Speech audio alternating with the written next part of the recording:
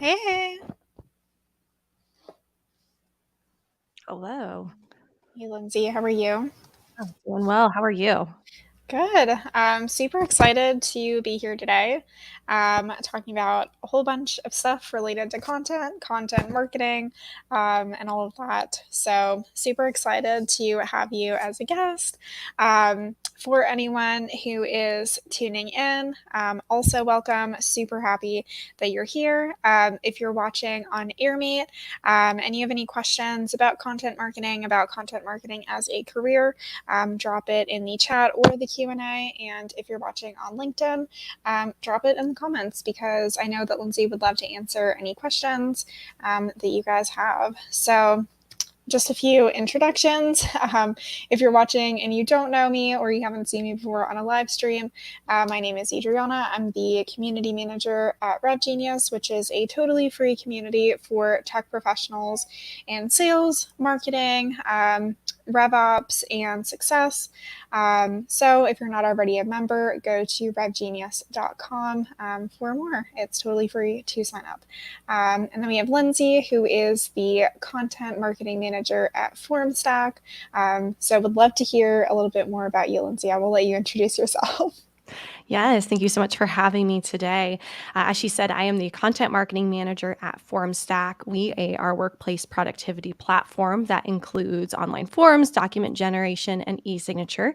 We also have a native Salesforce app, so I actually know a lot about Salesforce as well. Be a little dangerous in there. As far as myself, I host the Practically Genius podcast for FormStack, produced it across all 6 of our seasons, and have hosted the last 2. I also handle our long form research. Our most recent report was the state of digital maturity, which we actually based our entire season 5 of our podcast on, which was really fun. Previously, before FormStack, I have a background in nonprofit and in financial services, but I've always been a content marketer through and through. That is awesome.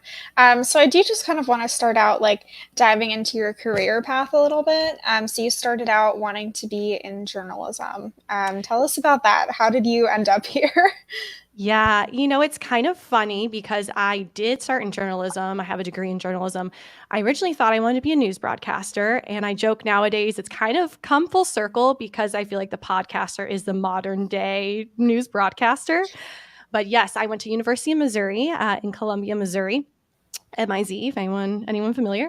But I started out in broadcast journalism and then kind of realized I didn't want to be waking up at 3 or 4 o'clock in the morning to do the morning news. Just wasn't Very fair. not my cup of tea. So I was trying to figure out, I knew I was a strong writer. I knew I loved to write. And not to date myself and age myself, I guess, but I went to college starting in 2009. So the economy is crap. The world is kind of crap. And I'm trying to figure out, well, I know that I really do enjoy journalism. Maybe broadcast isn't the realm for Mhm. me, but what else within here can I do? I Yeah. originally wanted to double major in business and journalism. They told me I couldn't with how the credits work. So I had to pick one, pick journalism. And so I thought, well, I think I'm going to switch to strategic communication because that seems the most versatile of a degree out of all the J school focuses. Mhm. And at the time decided that that would be my major focus. And then on the side, I would freelance. And so I did a lot of freelancing in magazines, like printed physical magazines, which is kind of crazy to think about now because not a lot of them really exist anymore, Mhm. and did like digital marketing. And so did that for about 5 years, graduated with a degree in strategic communication, and then got to a point where I was like, you know what, I just don't want to be in this freelance game anymore. It's just kind of exhausting to never know, like, what's my paycheck going to be next month? And I'm much more of a type A person, so decided to go in-house. And my first role was actually with the largest credit union in Alabama called Redstone Federal Credit Union. Came in as their digital content specialist, I think was my title. I can't remember off the top of my head, but something kind of long. Essentially, content marketer. I helped launch their blog. I did all of their social media, handled their email nurtures and campaigns. And I also ran one fun thing I did there was I ran a 9-month giveaway campaign where the final part of it, I gave away a check for $65,000. So it was really fun. Wow. That is cool. Yeah, and then when my husband had to relocate relocate to Indianapolis for his job. Obviously couldn't keep working for the credit union. They don't offer much remote work in the credit union world. So I kind of, the magic of social media, I put out a post saying, hey, I'm moving to Indianapolis area. I'm interested in content marketing, either in financial services or nonprofit. Someone at United Way magically saw my post. And I mean, I knew no one in Indianapolis. So that's another like career thing, like the power of social media. Knew Mhm. not a like half brother of a sister of a cousin once removed or anything. Someone saw the post and they reached out to me, said, I think we have the perfect role for you. Was there almost 2 years. But when I started looking at Indianapolis before we moved, I realized like the tech hub that's here, and there's just Mhm. so much tech and people don't know about that. It's kind of like an undercover, like, there's a underground hub of tech. Mhm. And I knew eventually like I wanted to go there and that was where I needed to be. And luckily a role did open up in FormStack that kind of matched my background, my experience. And I think what gave me the leg up is I had used FormStack in both of my previous roles. Yeah, for sure. That does help a ton. And I noticed that in my own job search when I was trying to get into tech. So I love that you mentioned that. Can you talk to us a little bit about like the differences between working on content in the B2C world versus transitioning to B2B? Like, is there a difference in terms of like what companies look for as far as experience or skills? Like, let's unpack that a little bit. Yeah, that's a good question. I would say the gap is lessening, definitely. I think B2B has realized they need to be much more like B2C because regardless, you're selling to humans in either way. Like you are still talking to people, whether it's in, their personal life or their professional life, quote Mhm. unquote. But I think it really depends more on the industry, like the vertical that you're approaching. So it's not so much whether it's like B2B or B2C, like that's important, but I think it's more of the industry that that company is in. So whether that would be healthcare or Mhm. financial services, or, even like in the nonprofit world, segmenting between a nonprofit focused on animals, which would be very different than a nonprofit that focuses on human services. So to me, I think it's more important to think about the vertical industry that the company you're interested in working for is after, and being able to mold some of that into your resume, into Mhm. your dialogue when you're in interviews and conversations. I think there's still some discrepancies, big, large scale, between B2C and B2B. B2C is usually a much, much faster buying cycle, right? Like people are impulse Mm, buyers in true, B2C a yeah. lot. Not so much maybe in B2B. You might be Yeah, I working don't think on, anyone's, like, drunk software shopping, on a Saturday I mean, night. I don't know, maybe, who knows? That's probably someone's like thing, I don't know. Yeah. Um, but I think there's some big overarching kind of bigger things to keep in mind. But Mhm. as far as when you're thinking about applying to jobs and interviewing, I think it really comes down to who they are marketing to, who are they are talking to, and knowing that audience. And even if I mean, anyone who's a content marketer knows we're like the best like BSers of all time, right? Like generally speaking, you're not an expert in what you're writing about. You have to figure Mhm. out how to come off as an expert. And Yeah. so being able to do that research and figuring out just even like the slight tweaks of the audience names, what they might be interested in, things like that's important, Mm, I think. gotcha. So I do kind of wanna step back for a second, because I know you kind of talked a lot about, like, certain ways that you can kind of promote your own accomplishments. So can we kind of explore, like, 1, how to do that on a resume, and then 2, like, how to actually put yourself out there on a platform like LinkedIn to, like, make yourself more visible, to anyone that might be hiring? Like, what tips would you give people? Yeah, as far as resumes, I would say always having hyperlinks in a resume. Like it's if you Mm, just put something there and it's not hyperlinked, like they're not going to go into Google and search for the title of that post or that podcast or XYZ, right? So make it easy, make sure there's a link there. Especially in cover letters, you can give more of the context too about those projects. So you can mhm, describe the value of that project or the revenue it brought in, or the number of customer accounts that were created off of XYZ. So painting the picture of the impact of what you've done. And it's hard as like a content marketer. Like it's still something I struggle with. And I work at a pretty sizable organization, but still it's hard sometimes to quantify the impact your work has done. But I think that is very important. Something that a lot of hiring managers will look for is not just like what you've done, but the impact of what you've done. And as far as showing that off, always having some kind of website, and that can even be your LinkedIn, where you can use that as your portfolio. LinkedIn has done a lot of growth in the last few years to give Mm. you possibilities to show off your items. You can have that carousel on the top, where you can feature, I think, five or even more, I don't know, but at least five, I know for sure, pieces of your content, and have it front and center and accessible. But also, I'm like getting PTSD thinking about it. But always, always, always save your work once it's published, because I cannot tell Mm. you how many organizations I've worked for, whether freelance or in-house, that they've done some kind of crazy website overhaul. And now all of my previously beautiful blog posts and content marketing pieces look like trash. Oh no. Or another horror story, they will do the migration, and then all of their posts will set to one author.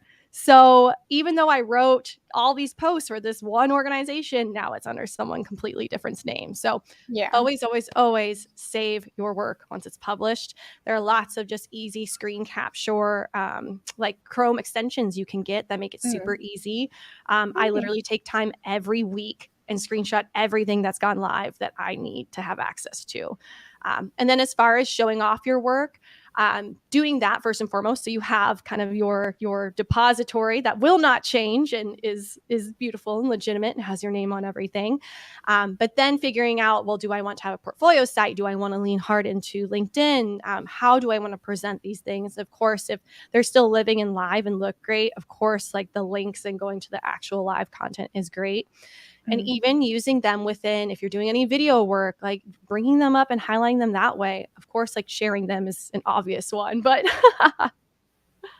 So, okay, so let's say someone is watching this and they're like, oh shit, okay, I've been working in a content marketing role. I may be getting ready to job search, or I suspect my company might be doing layoffs, oh, don't say it. something, but they're just kind of, I'm not going to jinx anyone, okay? But, knock on wood. But, it is just kind of the reality of the job market right It now, I is. It think. is. But whichever way, someone's sort of getting ready to at least start looking around for jobs, and they're like, okay, crap, I haven't really been saving anything, I haven't really been recording my numbers. What are some things besides the screenshotting and kind of creating a backlog of the work that you've done? Are there metrics that people should be keeping track of? What does that look like?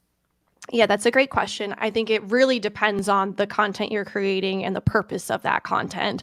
Mm. But to make it kind of simple and easy off the top kind of things, for instance, for our podcast, that's really a brand piece for us, right? We don't Mhm. use our podcast as a revenue generator. Yes, it's great when those opportunities happen, but that's not the goal of our podcast. It's really a brand play, Mhm. getting our message, our brand out there, getting in front of experts, having great, strong conversations to fuel our content across our organization.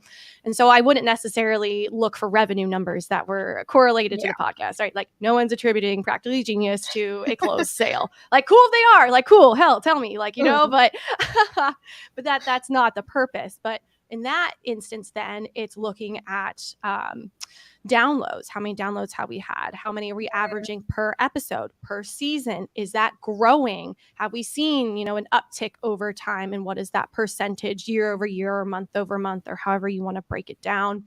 And then as far as the quality of the content, looking into metrics like how long people are listening to each episode and identifying that. And if you can average that and it's high, that's a great stat to have, because it means you're producing really excellent content. And then Mhm. another one, this one's kind of hit or miss, but if you do have a lot of reviews sometimes can be a signal of success, right?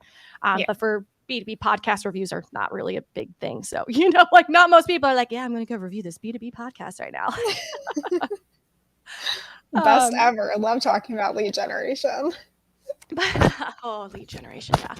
But then if you're going to go and talk about some kind of report or something like that, then that is a moment where you are more likely to Mhm. then be oh, what campaigns was this a part of? What is the ops that were open from this? What's the revenue generated? What's the closed Gotcha. rate? Things like that. So it depends on the piece of content you're highlighting, depends on the goals of that piece of content. And it'll vary and it'll change and it'll adjust. Mhm. And making sure you're not trying to highlight too many things all at once, right? Like focus, especially on like a resume, 3 to 5 bullets max, right? Like for Yeah. at least each job and role and things like Mhm. that. Awesome. Okay. So let's say, someone has all of their accomplishments lined up, but they're sort of looking around like, maybe I haven't been super active on LinkedIn. Maybe I live in a really small area. I don't really have a lot of people like local to me. So I really do need to focus more on like growing a community and my network online. Like, where should people start besides just posting on LinkedIn? Yes, I would say, the generic answer, do a Google search. No, haha. But yes, do a Google search in whatever either industry you're in or vertical you're in or role you're in. Putting that in and putting in community or group or networking or things like that. And then if you're looking for something regionally or local, then add in those keywords too, Mhm. Midwest or Indianapolis or Indiana or whatever it might be. And then that's an easy way to start kind of a list and being able to gather some information. But also, like, talk to your colleagues, talk to your friends. Like, if you have other people at other organizations or even within your own organization, I could talk to my product marketing managers and ask what are they involved in, what groups are they active in. I could ask my manager or my manager's manager or even like our SVP of marketing, talking to your coworkers where they're active. And that's not a signal like to, I mean, some people might Yeah. think that's a signal, but I mean, if anything, it'll just signal that you're interested in your own growth and your own Mhm. professional development. And that's an asset to an organization.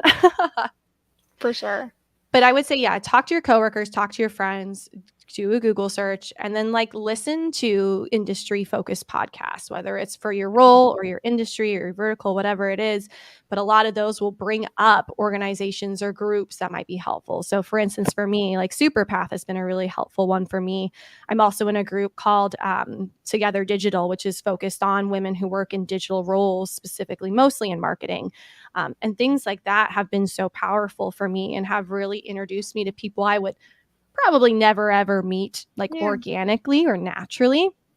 And being able to have those spaces to build relationships. And essentially, you can also use those places to like hunt down people in the orgs you want to be at and kind of build Mhm. bridges before you need them, which is super helpful. Definitely. Awesome. Okay, so I do kind of want to dive into more of the like skills needed for if you're looking for a new role. So if someone is maybe outside of content creation, let's start there first. They don't really have specific experience. Maybe they are really passionate about creating content. They've been posting on LinkedIn, they've been writing articles, but it's not really a part of their full time role. Like, where can they start with really making sure that they have the skills that they need to actually get hired somewhere? I mean, what you just said is really like a great foundational start. Putting in the work. That really is like step number one, no matter how it is, whether it's a personal blog you spin up about, let's say you like to knit, like make up a blog that's about knitting, and Mhm. that's a way that you can hone your skills and get better and have samples and show off what you can do and how creative you can be. But also finding organizations that might not be able to pay you for that work, but you can still add on your resume. One that I talk about a lot, because I'm very passionate about community and philanthropic service.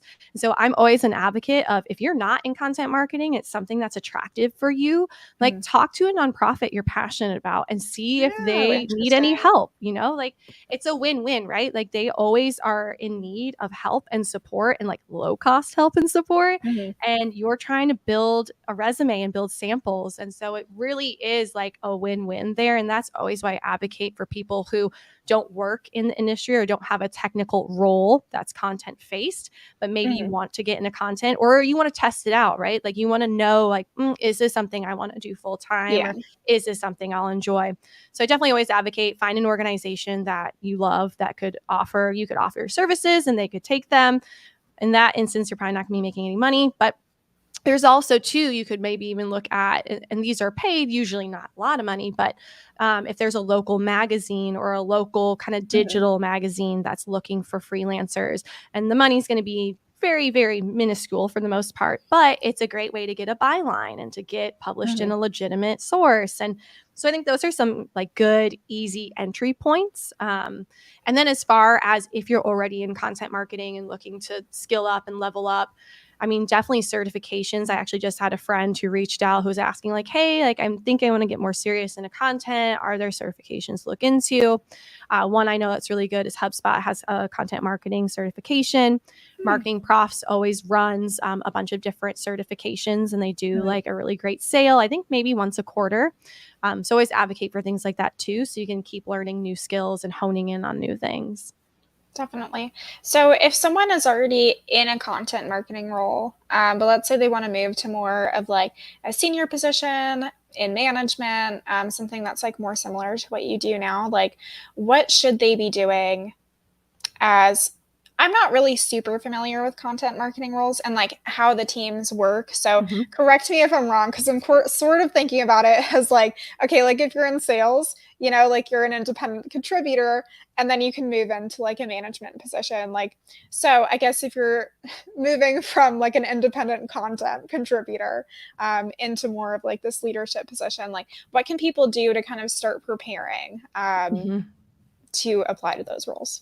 Yeah, that's a good question. I think one thing to keep in mind is that a lot of times there's not a lot of like upward mobility for content teams. So really to Mm, to grow in content, you do need to do some hopping around, and that's really a mhm. lot of how you'll do it. And some places are different. I have been promoted within FormStack, and so our culture is probably a little bit different. But in general, I would say really to be able to grow and keep expanding that, you either need to start, and this is like relative to the tech world, you Mhm. either need to start at a startup that will have those growth opportunities as they grow and they mature and they get bigger and larger and more headcount, or you need to be looking, in 2 or 3 years, what's my next step at XYZ Gotcha. organization, and kind of hopping between organizations, because a lot of the times it's very flat, and like you'll get title promotions and maybe pay raises, but you won't necessarily maybe be going from an IC to managing a team or having a Mhm. person under you or something like that.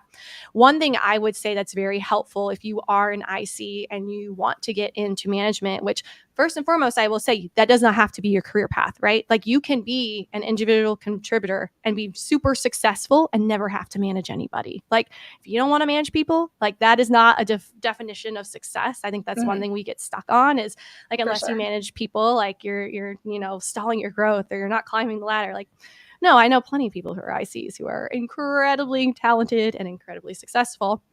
But if that is something you want, and a lot of times you get stuck because your pay is tied to whether you're a manager or not, right? Like Yeah. people who manage people make more money. It's just the way of the world, generally speaking.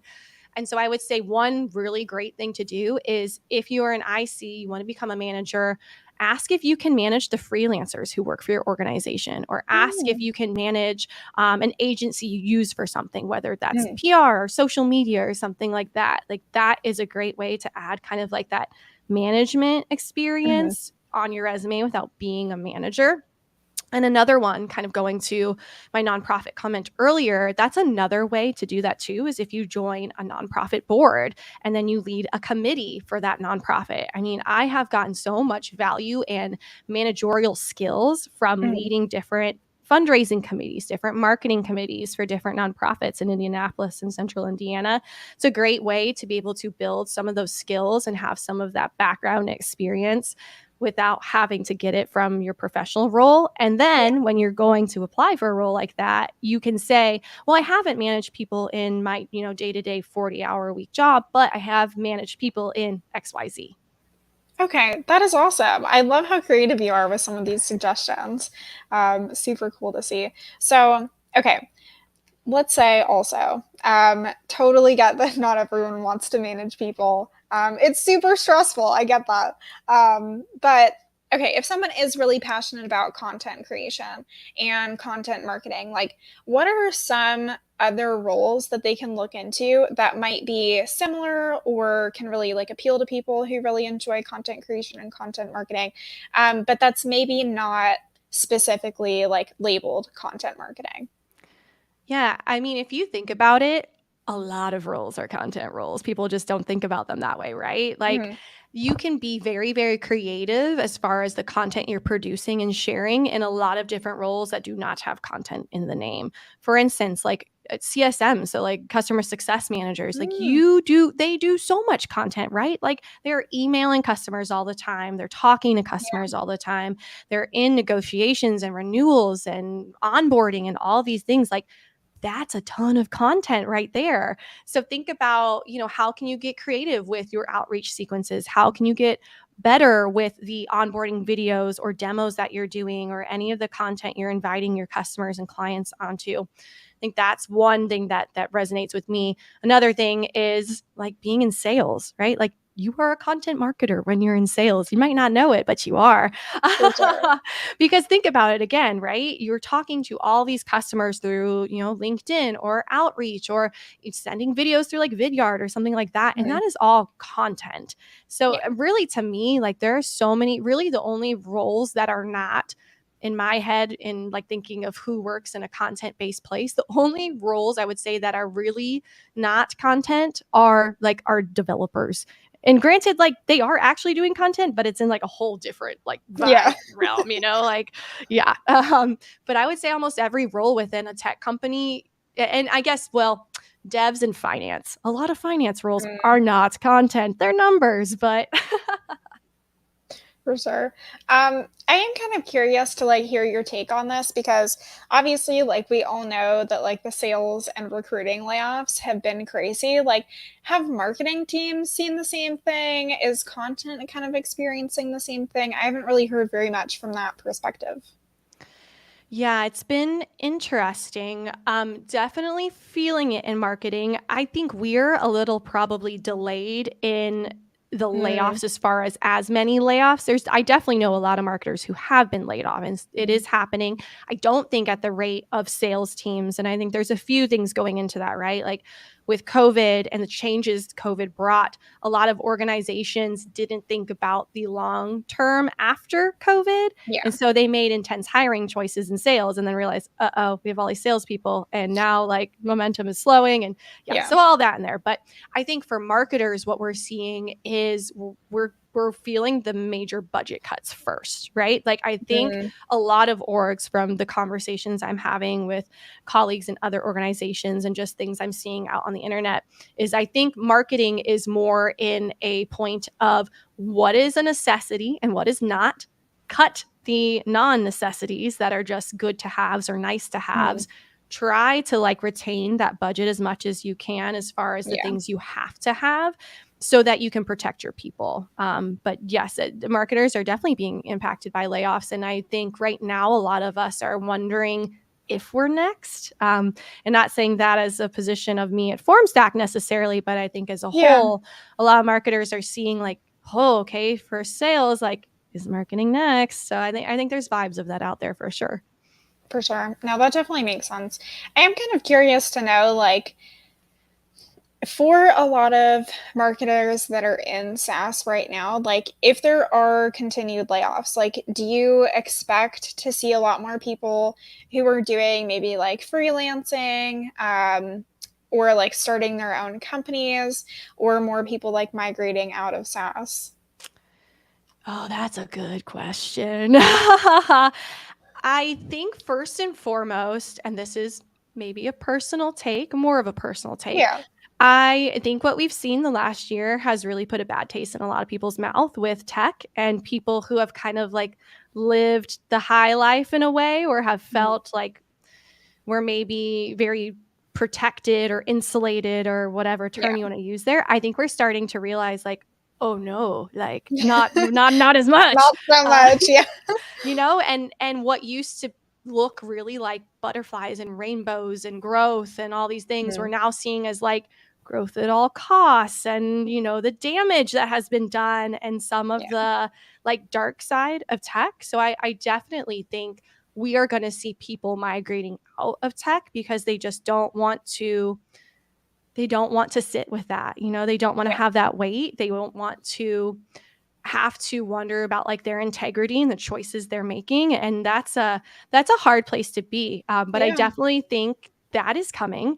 And then as far as like the freelancer question, it's kind of a rock and a hard place situation, because Mm. I think there's a lot of freedom in being a freelancer and there's a lot of opportunities there, but when you're facing a difficult market, it could be like, it's a flip of a coin, right? It's Yeah. either like organizations have cut their freelance budget and they are not hiring freelancers, or they are saving money by not hiring in-house and they are hiring Mm, freelancers. So I think there's like a net null right there. Like it's yeah. not high, it's not low. It's just kind of like in between. Mm. Um, yeah, but I do think people are becoming, and I think this is a cultural thing of people are becoming less risk adverse to starting their own business and going all in on that and being an entrepreneur and starting, Mm. whatever their dream is or their passion is. But yeah, I just think it's a weird time in tech right now in general.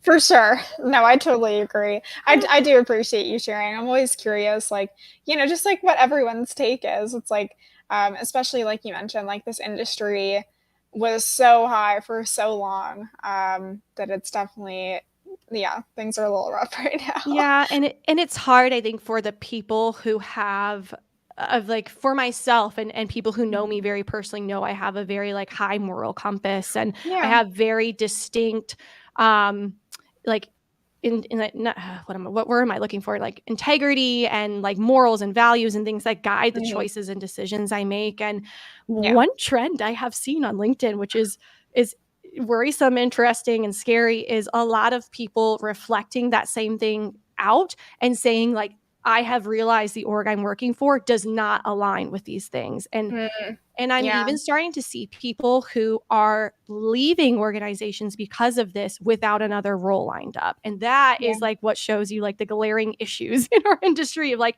if you're bold enough to be like, you know what, this really is outside my North Star, outside my, morals, values, Mm, ethics, whatever you want to say, and you're leaving without having that next step. I mean, that's a bold statement. And it yeah. does worry me that that's coming, but hopefully we can readjust, learn from our For sure. mistakes.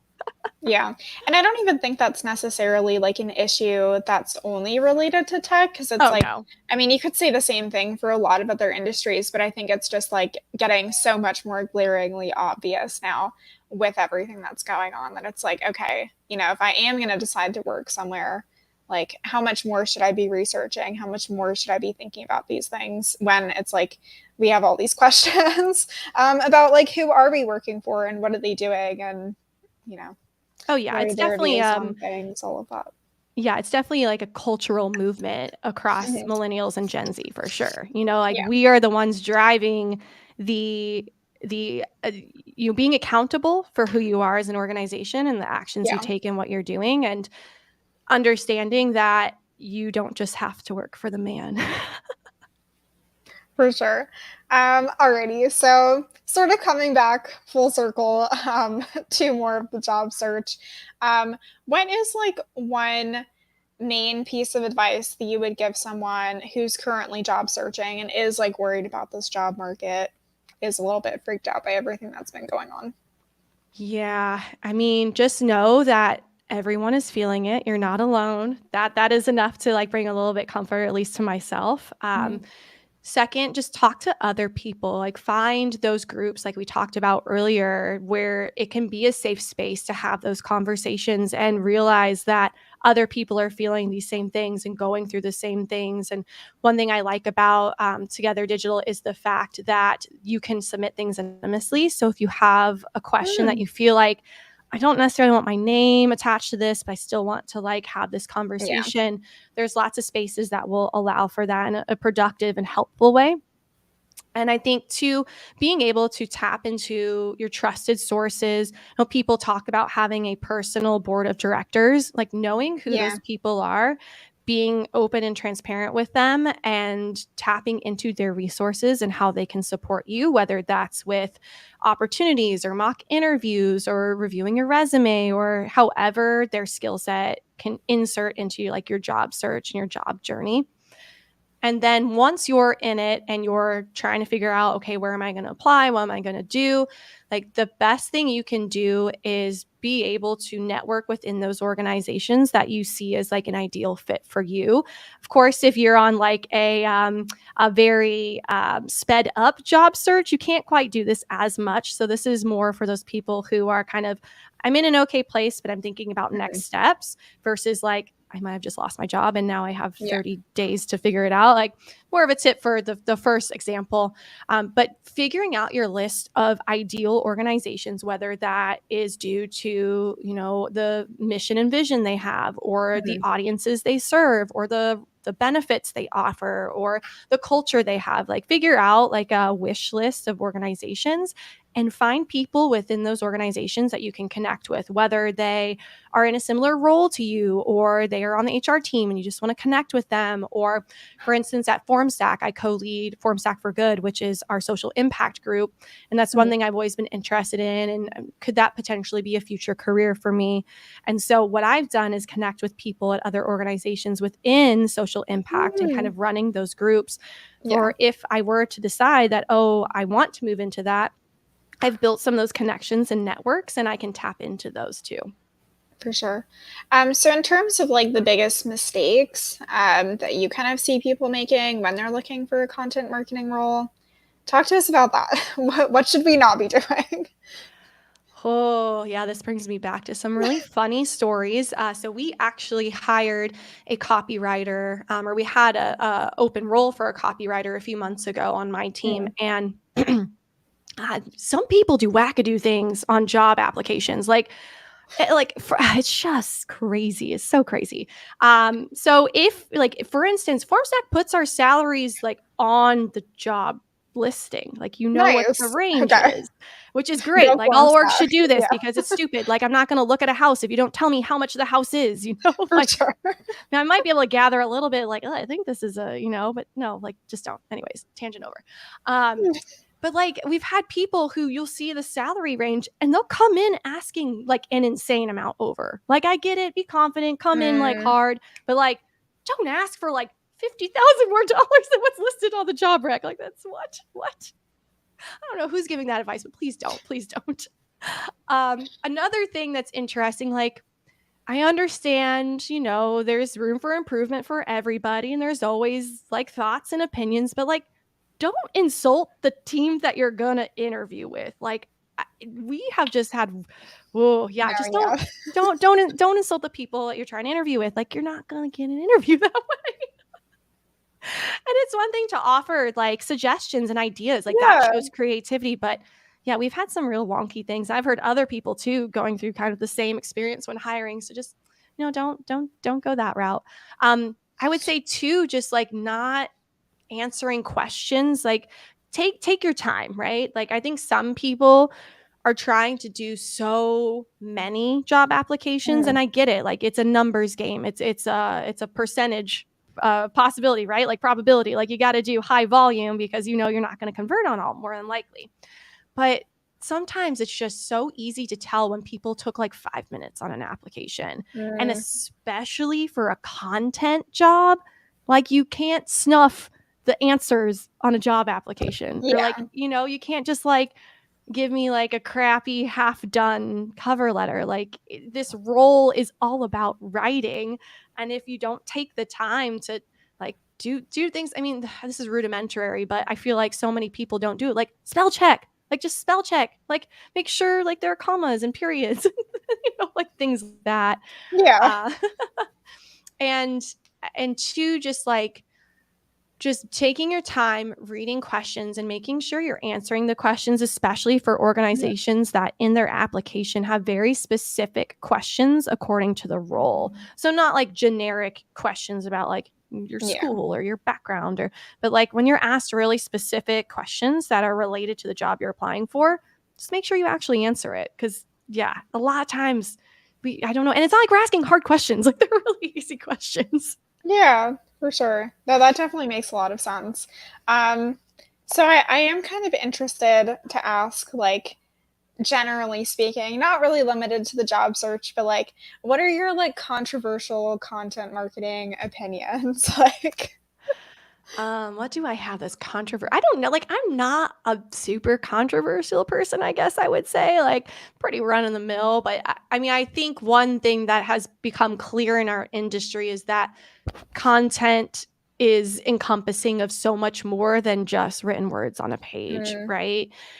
So being sure that if you want to be in content, you want to be a content marketer, you're thinking in other facets versus just like yeah. text on a page. Um, and that's not very controversial, I guess. But man, what do I think that's like hot and fiery? I don't know. See, you think I'd have more because like I'm a redhead. This should be like my thing, right? It should be like fiery and spicy and um Well, in I terms of, oh go ahead. sorry. Oh no, go ahead. I'm still No, I thinking, so was go just ahead. gonna ask, like, I guess just more about like the future of content marketing. Like, what really excites you about the space, especially like within B2B? I think that we are just getting more creative, and I think we're taking a lot of the cuffs off that have been very quintessential B2B of, being Hmm. professional and buttoned up. And, Yeah. I think when you're in tech, you're in a little bit of a different of a space because you do have a lot more freedom and a lot more flexibility and creativity. What will be interesting, I think, is seeing how content marketers are still able to flex that creativity with a lot less resources and budget. I Mm, think that is going to be the caveat that we all have to get over in the next year, 2 years, who knows how long it will be, hopefully not long. But I think most of us are starting to see the budget cuts and dropping certain services or products or mhm. tools, things like that, and trying to figure out how you can still achieve quality and quantity without all those bells and whistles. Yeah. When you have a pared down budget or tech stack or whatever it might be, how can you still produce things that are amazing and will really resonate with people and leave an impression when you don't have as big of a budget as you might have a year or two ago? I think that will definitely be a challenge. And also trying to figure out how to bring growth to content is another fascinating one. We work in a realm where things seem just to be very stagnant as far as the roles and the Mm, jobs and the titles, and I would love to see more diversity there as far as yeah. in-house opportunities and being able to bring more options. And it's not just everyone has the title of content marketing manager, right? Like I think there's a lot of opportunity we could tap into, and it's exciting to think about where that could go. Oh, hot take. I don't know if this is a hot take, but my Let's hot go. take, okay, I will go there. Someone, for the love of God, make content ops a thing. Like, please, please, please, please, please, Oh, please, please. yeah. Who can help me? Who wants to start a company about content ops? Because I'm here for it. I can't do it because that's not how my headspace works. But I see the need. Like Yeah. that will be my hot take because I cannot tell you, like, as a creative, it is Mm, so hard sometimes to get into those nitty gritty number details. And like any of yeah. you ask anyone at FormStack or even outside FormStack who knows me, Excel like scares the shit out of me. Like it's just not my jam. It's not my thing. It like literally Fair. makes me panic just thinking Mm, about it. And we have such a heavy expectation of content marketers and mhm. especially even creatives who are the ones like actually creating this content to Yeah. be analytical and revenue focused and number focused and data and all these things. But sometimes it's just too much. And as much as I wish, like, yes, I can give you all these dashboards and details and numbers, like, that is not my strong skill set. And it will Mhm. never be a mind blowing skill set. I can do it, Yeah. but I probably won't do it exceptionally well. But if you gave me a partner, if you just gave me 20% of one ops person's time, whether it's Mm, marketing ops, rev ops, content ops, I don't know. Like yeah. I could just be just that much more successful, but For it just sure. doesn't happen. And that like, oh, if I could see that happen. Oh, someone reach out to me. Let's make content ops a thing. Let's go. Definitely. No, I for sure. That's so interesting that you said that too, because I think that with the like focus on RevOps and obviously like sales operations has already kind of like made its way into the space. Like RevOps is really starting to at least like really get there. Like companies are more seeing the value in that. So I think it would be really interesting to see like how marketing operations, content operations kind of like evolve, because I think that especially like with companies realizing that like, okay, you know, we are overhiring with salespeople, maybe we're overhiring with marketing, like things like that, that it's like, what can we do to operate with a smaller team, but still have it be successful and not have our people that work for us hate our job, hate their jobs, you know, because they're having to update like 8 Excel sheets in one day, and this is not really what they signed up for. This is Um, not the way. yeah. And, you know, it's like when you make the people who hate Excel update the Excel spreadsheets, like something's going wrong. Something's getting broken And somewhere along the it way. and it's just like, it's almost a physiological thing, right? Like, the way, the left-brained or right-brained type of Mhm. thing. Like, I am at my heart, and I have tried to, like, people have tried to push me in other directions. I've tried to push myself in other directions. Like, Yeah. I am through and through like a creative, and that's the way I think and I feel and I communicate. And yes, I can get into the data and I can tell you how things are doing and I can report out, but Yeah. it's never anything that I am going to be able to devote enough time to and Yeah. brain power and all those things. And if I could just have a little bit of support, a little support in that, like, oh my gosh, the things I like we could all achieve, right? Like, I bet there are so many content marketers watching this. They're like, oh, yes, yes. If I could just get like that little slice of heaven, just, Yeah. oh man, yeah, Everyone's I'll adding never. it to their Christmas list right Oh, now, like a content operations person, please, Santa. it was Um, literally on my wish list for 2023. I don't know what's going to happen, but it was I'm on there. holding out hope for you, Lindsay. I think you can make it happen. I appreciate that. Well, all right, awesome. It has been super amazing having you on today. So appreciate you coming on the show. If people want to reach out, if they have a question about content marketing or their job search, where can they get in touch with you? Where can they learn more about FormStack if they're interested in that? Just tell us about that real quick. Yeah, so I am most active over on LinkedIn. So just find me on LinkedIn, just search in Lindsay McGuire. Every millennial's probably like, oh, like Lizzie McGuire. Yes, like Lizzie McGuire, but it's spelled Lindsay, Lindsay. So, but yes, very active on LinkedIn. I would love to connect with anyone listening. I'm always happy to expand my network, whether you're a content marketer or not. I have a very diverse connection pool, so open to all. As far as formstack.com is our website. If you want to check out our podcast, it's called Practically Genius. You can listen to any streaming site, on our website, on YouTube, all the things. If you want to check out our most recent report, that was the state of digital maturity. It is a really fascinating report where we dove into research from 2,000 professionals to figure out what is holding people back from reaching digital maturity. Like, we're in Hmm. 2022, like we did the report in 2022, Hmm. and we had all these expectations of the 2000s being so digitally advanced and all the Yeah. magic happening, but are we really there? Spoiler, no, nowhere No. close. Nowhere close. And it's making your employees miserable. So please check out the report, figure out, areas to improve and fix, because retention is important right now. That is awesome. Well, thank you again. If you are watching, also, thank you for tuning into this episode. If you do want to learn more or join RevGenius, go to revgenius.com. We would love to have you on our Slack, which has literally thousands of people from tech, including myself and Lindsay. So we would super love to see you on there, but we will see you next week. Thank you guys so